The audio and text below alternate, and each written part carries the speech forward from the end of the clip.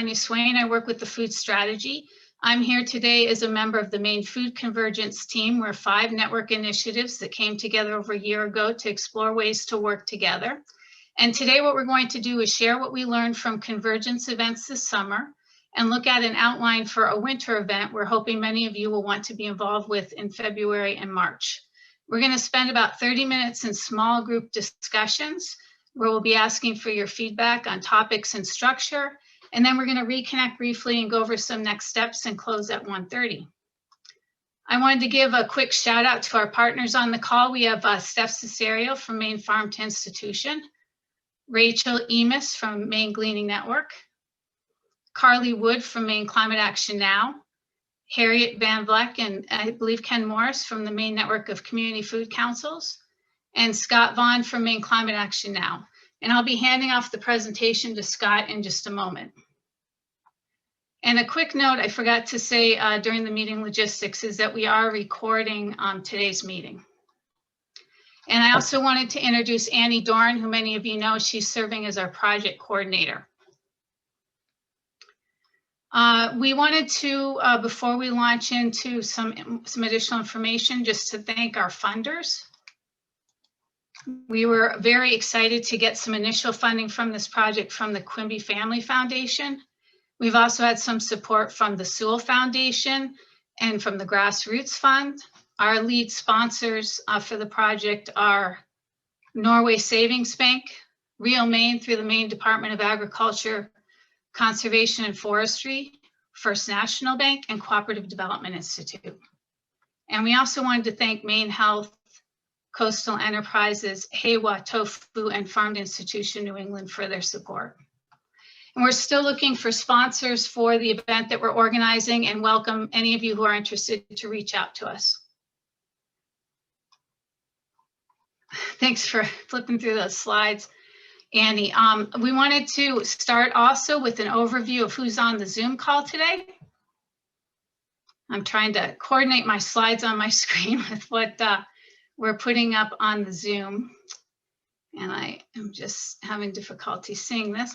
So from the folks that registered, you can see that we have a lot of participation from Cumberland today, and this just gives you a sense of where people are calling in from.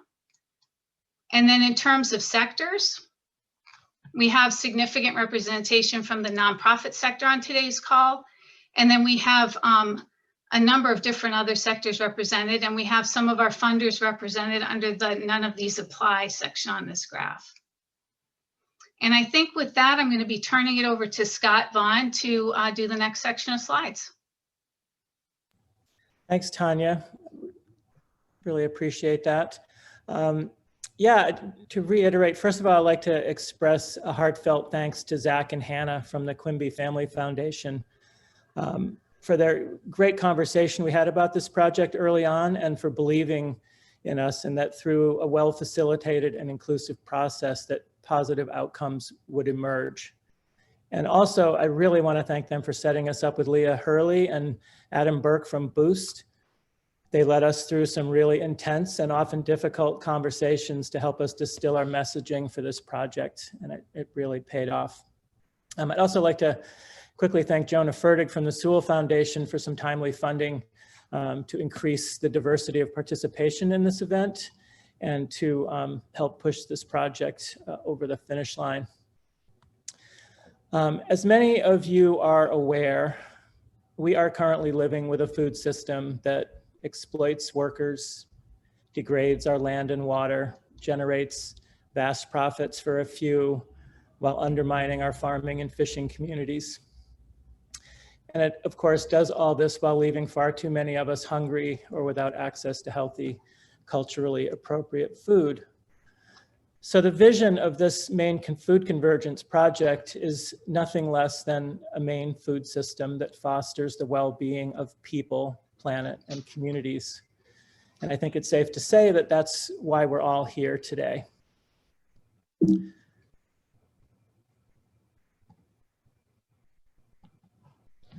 So as Tanya mentioned, we started this project over a year ago when 4 food system organizations and 1 climate action coalition joined forces to see if we could leverage the strength of our networks to bring about some change, some serious lasting change toward that shared vision. So the Food Convergence project is designed to convene organizations, networks, groups, and individuals to catalyze collective action toward a thriving Maine food system that is equitable, just, and regenerative. And we know that we'll never have a thriving food system without equitable access to healthy food, justice for our food system workers, and regeneration of our lands, waters, and farming communities to leave a sustainable future for our children. So how do we get there? How do we get to that vision? It's really through relationships. So our mission, distilled down, is to develop deeper relationships and greater trust in those relationships as we work together, as we co-create an equitable, thriving food system for Maine. We're in this together, and only by working together can we remake this food system to serve everyone and protect and honor the wild nature that we so rely on. So we have some values that we worked out here that we want to share. First and foremost, we value equity and collective power. One of the things that came up in our work with Boost was that healthy food is a human right, and without healthy food, we can't unleash the human potential that will help us solve these really wicked problems that we're up against in our food system. Systemic racism and the corporate consolidation in our food system limits equitable access to farmland, fishing, and food. Sharing power, honoring all voices through collective decision-making leads to community-centered solutions. And why is that important? Well, rooting our food system in community makes it more resilient and regenerative because we're building relationships, and our people in our communities are going to directly experience the effects of that food system, that production system in our local environment. So we're in this together, and if we're feeding each other in our communities, then we're going to build a more resilient, caring food system. Systems thinking. I mean, that's one of the reasons that this project becomes so difficult to communicate, because we're talking about systems within systems. Maine's food system is vast, complex, interconnected, not only within Maine, but outside of Maine as well. It's part of a global system. Trusting relationships, finding those synergies, and having transparency within that system will support all the parts to build a stronger whole. I mean, we only have to look at the networks in nature to see how whole systems can work for mutual benefit. We also need to take responsibility for the ramifications of our food system beyond Maine, where 90% of the food that feeds Mainers comes from.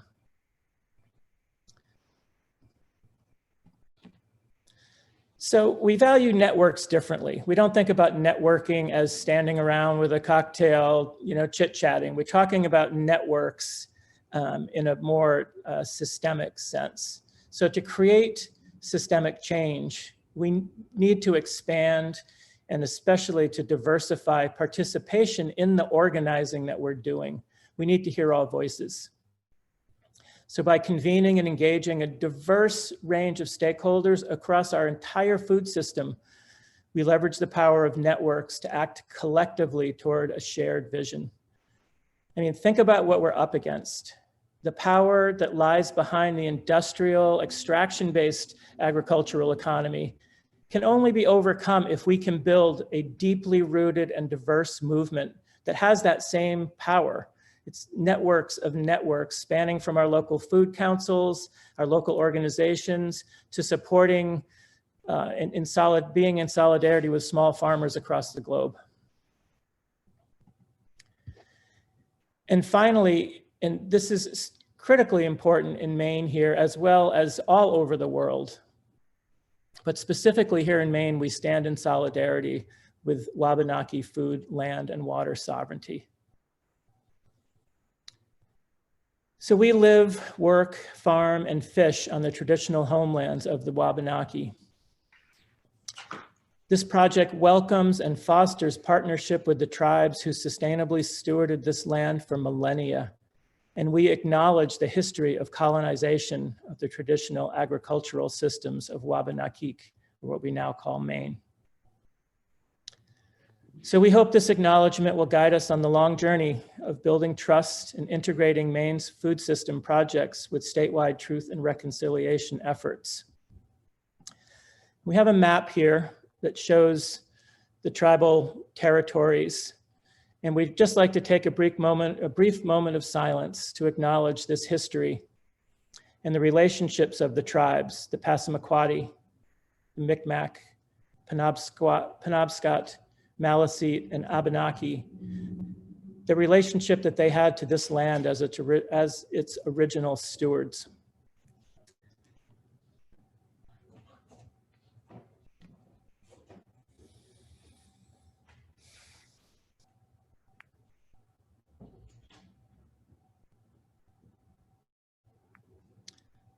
So thank you for that. And with that, I will turn it back over to Tanya. Great, thank you, Scott. So why are we convening today? The first reason is to spread Maine Food Convergence Project's message. We want to report back on the 5 regional gatherings and the statewide survey. We want to gather feedback on the structure and themes of the Maine Food Convergence gathering that we're hoping to put together. And we'd like to inspire all of you to be involved and to have robust and diverse participation in the project. The goals of the convergence, there's a couple primary ones. We all know how much quicker things get done when we reach out to someone we know well for information or help. One of those goals has to do with building trusting relationships throughout Maine's food system that will help catalyze collective action. And the second major goal has to do with creating ongoing communication and coordination systems that can help us work better together. We would like to develop structures for identifying key stakeholders and priorities and build transparency and commitment. So as we mentioned earlier, and a couple of times, we're going to be breaking out into small groups in a moment to get some feedback from all of you. Before we do that, we wanted to go over some of the information from the regional dialogues from the pre-meeting survey that we had quite a response to, and just share some of that information. And we've used this information to help shape the design of the convergence that we're planning for February 21. Everybody should have received the full survey results by email. And if you haven't received them, you'll be able to access them again in your small groups. I think, Scott, you've got the first slide there. Yeah. So before we started the regional dialogues, we created a survey and to inform that whole process. So we kind of wanted to know what people were most concerned about, most interested in about the food system.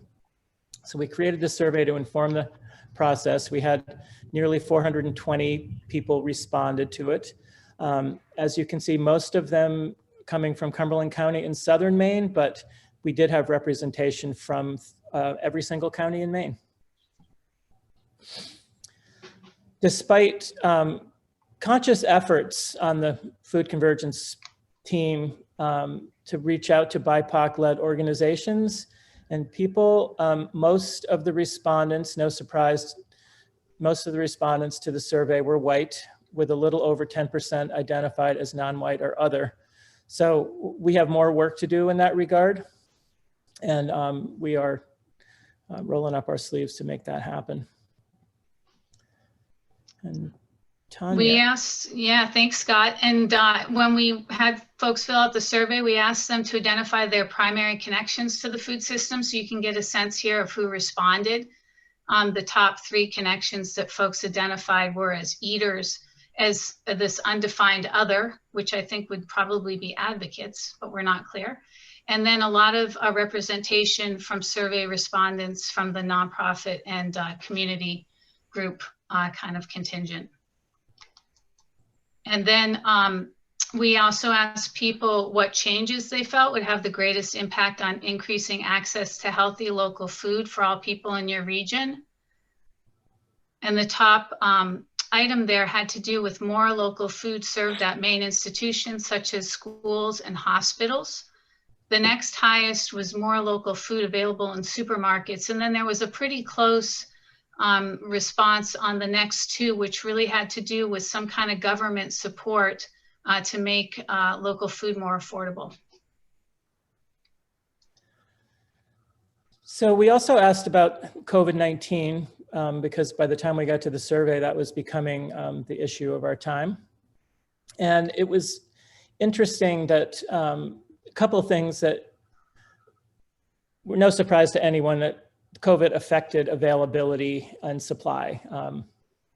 Everybody knew that was going to the supermarket at the time.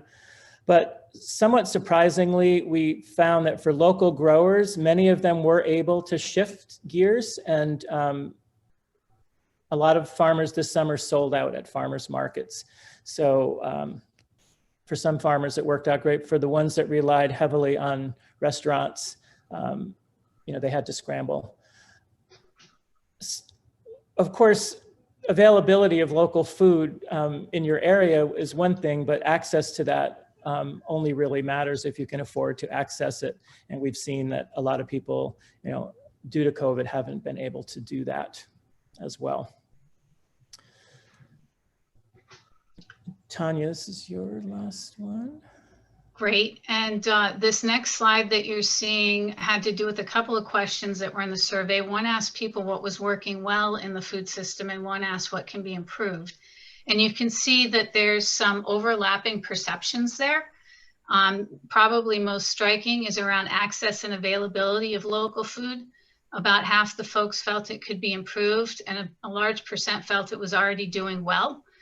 So some of this, I think, has to do with the different parts of the state that were represented with respondents. So some parts of the state doing better in some of these areas than others. Obviously, we don't have statewide coverage of some of these components yet. And I would just add there that, that access and availability, again, is somewhat indicative of the privilege of the people that were able to take this survey. That wasn't necessarily the case for everyone at that time.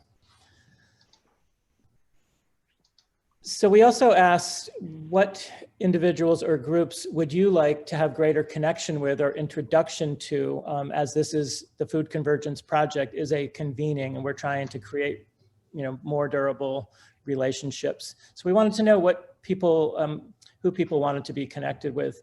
No surprise, people want to know their farmers.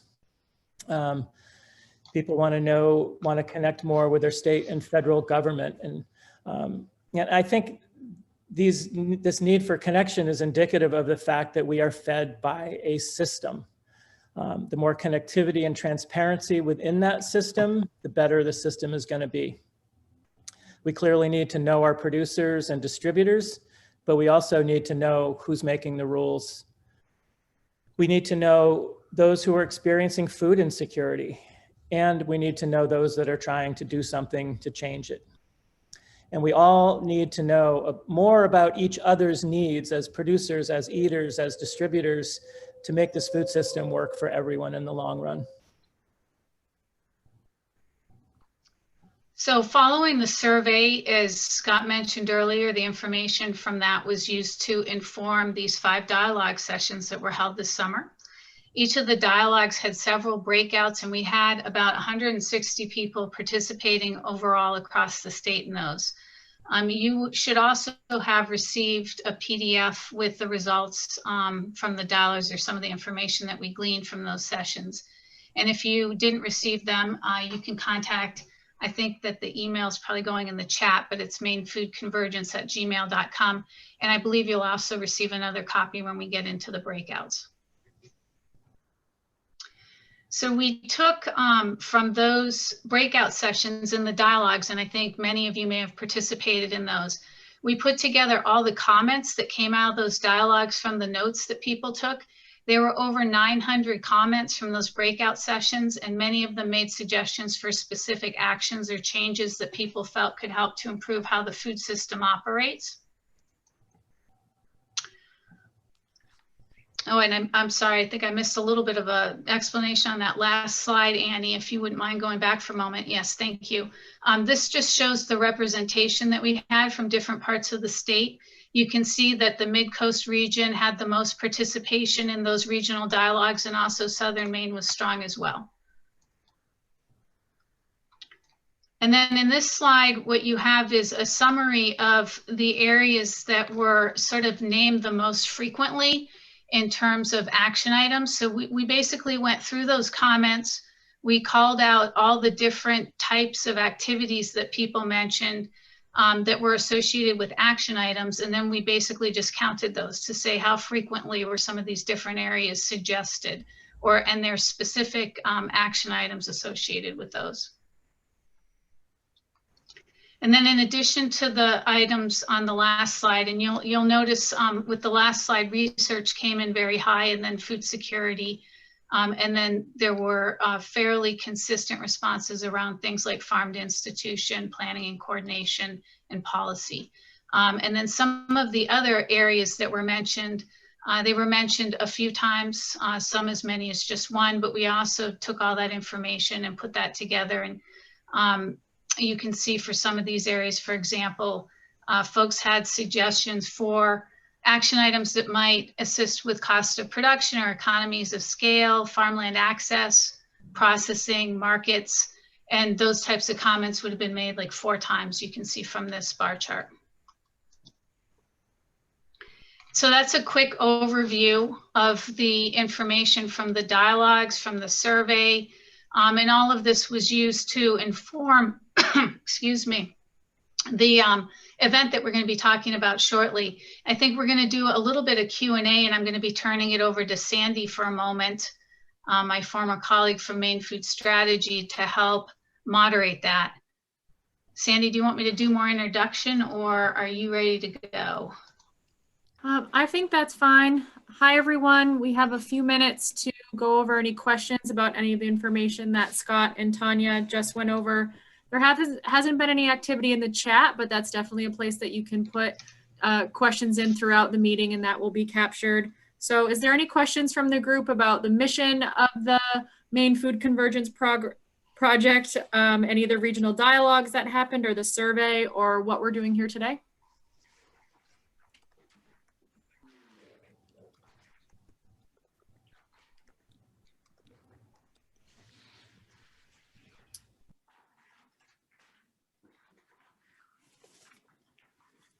So the chat will remain monitored throughout the rest of the meeting. So if there aren't any questions at this moment, there will be another opportunity to have another discussion, a Q&A towards the end of this presentation before breakout. So please, keep that in mind. You can also send a private message to me or any of the organizers as well, and they can send those along.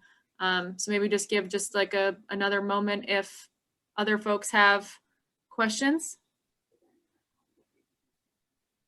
There is one question in the chat about, are there folks on the call who did not participate in the regional dialogue? So if there are folks that are maybe a little more newer to this process than folks who are, who have participated in the regional dialogue.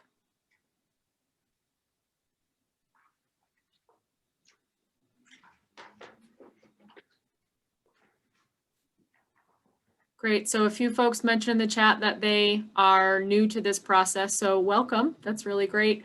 If there are any clarifying questions, now would be a great time to talk about that. Or if there's any additional information that would be helpful for context.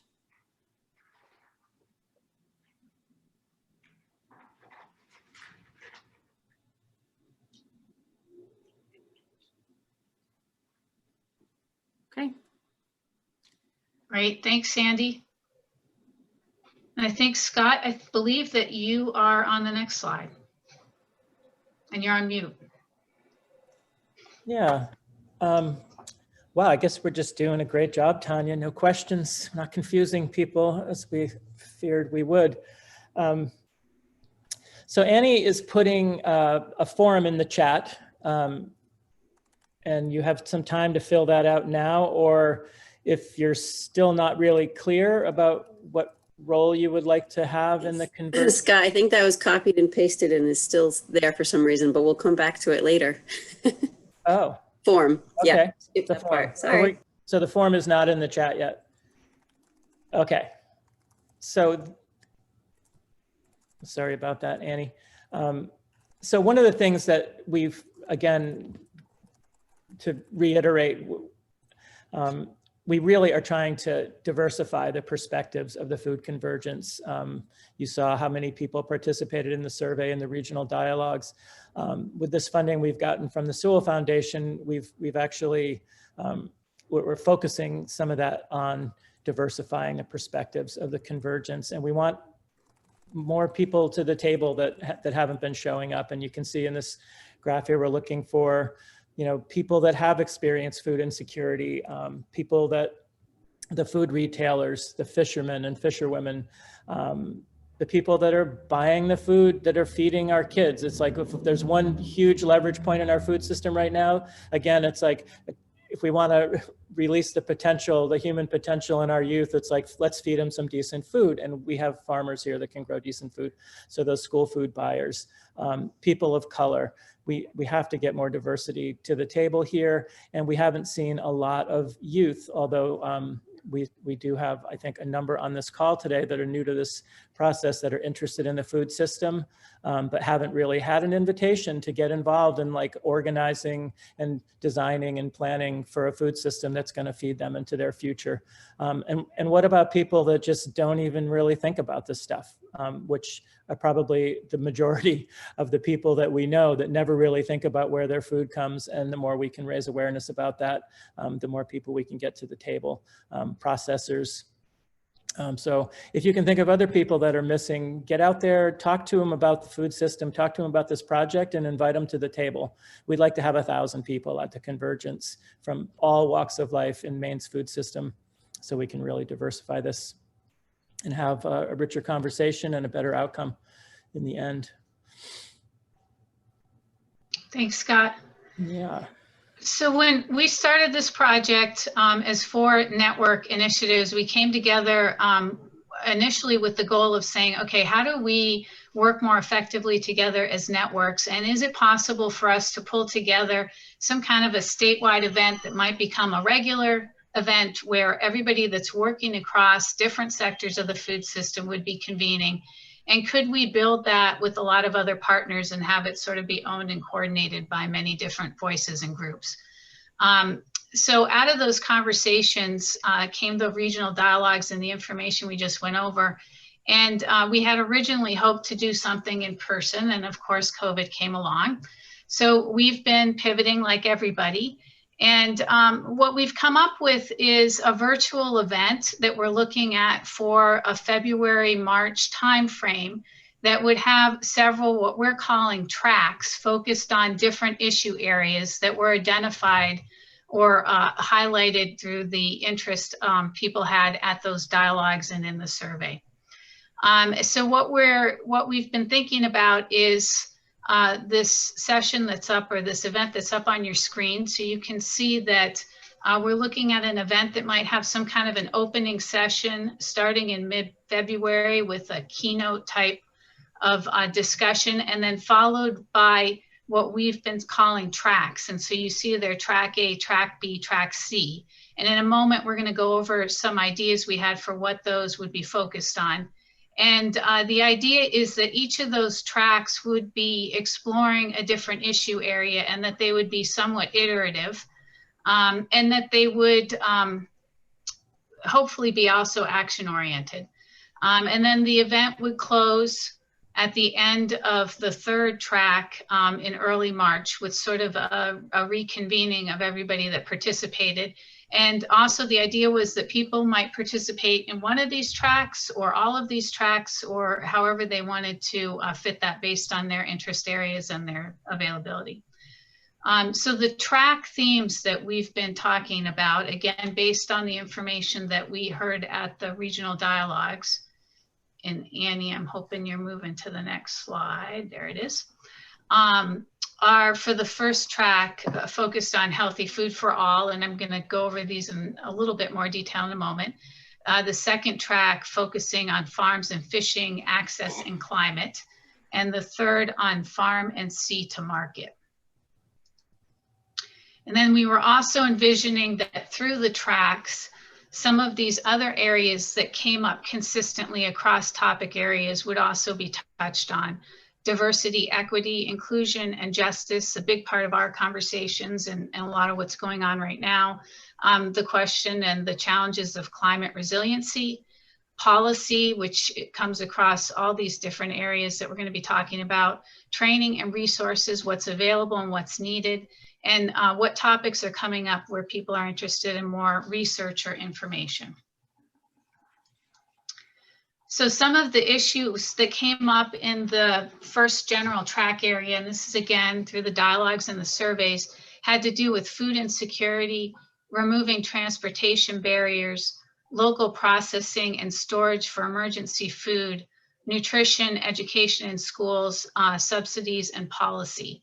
And just a note that as we think about how we're going to organize these tracks, what we're hoping from this group is that we're going to get folks that are interested in jumping in and helping to design what these look like, who we should make sure is at the table, what types of information would be helpful to share, and what folks want to accomplish through those 3 sessions in each track.